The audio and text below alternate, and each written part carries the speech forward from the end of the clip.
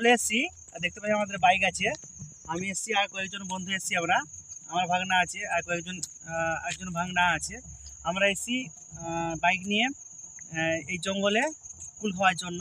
তো দেখতে পাচ্ছেন সামনে একটা কুল পেয়েছি, ঝাড়টা। তো এর মধ্যে কিছু কুল ধরেছে। এই কুলগুলো খেতে খুব ভালো লাগে।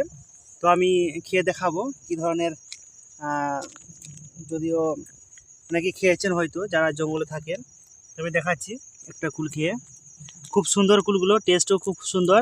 যদি এগুলো পাকেনি, পাকলে ঠিক লাল টাইপের হয়ে যাবে। দেখুন